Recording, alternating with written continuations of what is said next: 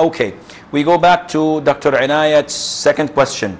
He's saying that he has a friend who claims that Allah Azza wa Jal has pledged to protect the Quran, and hence there is no protection for the Sunnah, and that is why a lot of the Sunnah is not acceptable or fabricated or anything of this sort, and all of this is nonsense, with all due respect to your friend. Allah Azza wa Jal tells us in the Quran that inna nahnu nazzalna dhikr wa inna lahu lahafidun. Allah Azza wa Jal is the one who revealed the dhikr, and Allah Azza wa Jal is the one who will protect it, who will save it from being corrupted. And also in different places of the Quran, Allah is referring to the Sunnah as a dhikr.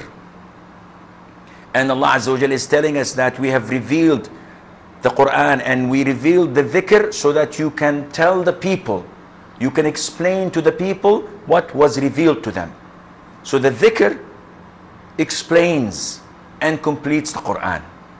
Not only that, the Prophet Azza wa Jal was described in the Quran, where Allah the Almighty says, وَمَا أَتَاكُمُ الرَّسُولُ فَخُذُوهُ. Whatever the Prophet, the messenger, brings to you, you must take. And whatever he tells you to refrain from, you must stay away from.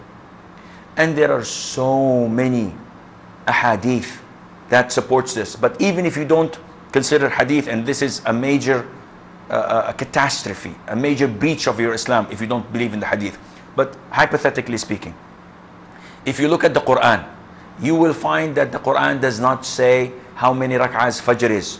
You do not hear in the Quran talking about the nisab or the limit of the zakat. You don't know how many prostrations, how many bowing in each rak'ah. You cannot tell from the Quran whether performing Hajj is in so and so format and order.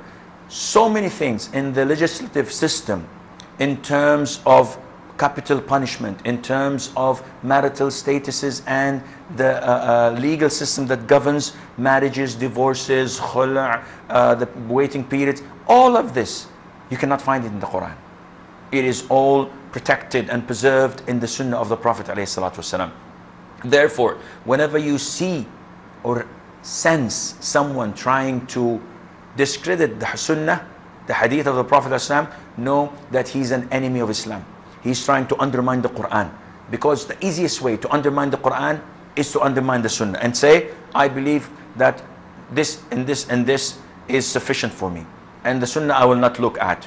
So tomorrow, if I don't believe in the Sunnah, you will find me drinking whiskey or drinking gin or vodka or tequila or whatever. Akhi, this is haram. I said, no, this is not wine. Allah mentioned in the Quran only wine.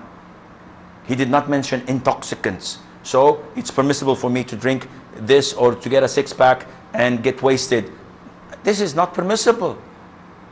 But because you don't have the Sunnah, everything goes. So be careful of those who address such issues.